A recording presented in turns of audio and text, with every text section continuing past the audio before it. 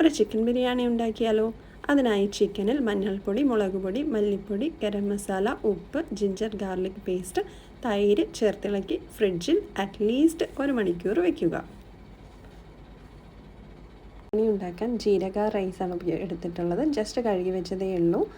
അരമണിക്കൂർ കുതിർത്ത് വെച്ചിട്ടില്ല. പിന്നെ ചിക്കൻ, തൈര്, സ്പൈസസ്, നെയ്യ്, സവാള, ഗ്രീൻ പീസ്, മല്ലിയില, പച്ചമുളക്, കുരുമുളക് പൊടി, garam masala, ginger garlic paste, പിന്നെ മുളക് പൊടി, പിന്നെ മല്ലിപ്പൊടി. ഇത്രയാണ് ആവശ്യമായ സാധനം. ആദ്യം കുക്കർ ചൂടാക്കി അതിൽ നെയ്യും കുറച്ച് എണ്ണയും ഒഴിച്ച് കാഷ്യൂനട്ടും ഉള്ളിയും ഫ്രൈ ചെയ്തെടുക്കുക. അതേ കുക്കറിൽ ആവശ്യമെങ്കിൽ നെയ്യ് ചേർക്കുക. പിന്നീട് സ്പൈസസ് എല്ലാം ആഡ് ചെയ്യുക. പിന്നെ ഉള്ളിയും പച്ചമുളകും കുരുമുളക് പൊടിയും ഗരം മസാലയും മുളക് പൊടിയും മല്ലിപ്പൊടിയും ഉപ്പും ജിഞ്ചർ ഗാർലിക് പേസ്റ്റും ചേർത്തിളക്കുക. നന്നായി ഇളക്കിയതിന് ശേഷം ഗാർണിഷ് ചെയ്ത് വെച്ച ചിക്കനും കൂടെ ചേർത്തിളക്കുക.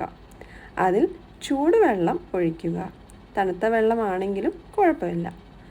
നന്നായി തിളച്ചതിന് ശേഷം അടച്ചു വെച്ച് ഒരു വിസിൽ വരുന്നത് വരെ ലോ ഫ്ലെയിമിൽ വേവിക്കുക. ചോറ് തയ്യാറാക്കാൻ കുക്കറിൽ നെയ്യൊഴിച്ച് ചൂടാകുമ്പോൾ സ്പൈസസ് ആഡ് ചെയ്യുക. അത് 2 സെക്കൻഡ് ഇളക്കിയ ശേഷം ഉള്ളിയും പട്ടാണിയും പച്ചമുളകും ചേർത്തിളക്കുക. പിന്നീട് അരിയും ചേർത്ത് നന്നായി വറുക്കുക. അതിനുശേഷം 1 കപ്പ് അരിക്ക് 2 കപ്പ് വെള്ളം എന്നളവിൽ ചൂടുവെള്ളം ഒഴിക്കുക. അതിൽ അല്പം തൈരും ഉപ്പും മല്ലിയിലയും ചേർക്കുക.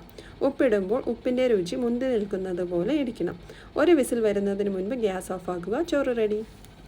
അങ്ങനെ ചോറും ചിക്കനും റെഡിയായി. ആദ്യം ചോറ് പിന്നെ ചിക്കൻ എന്ന രീതിയിൽ അറേഞ്ച് ചെയ്യുക.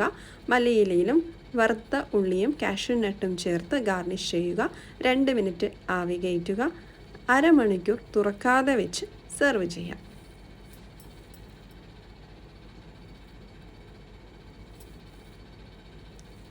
ബിരിയാണി റെഡി.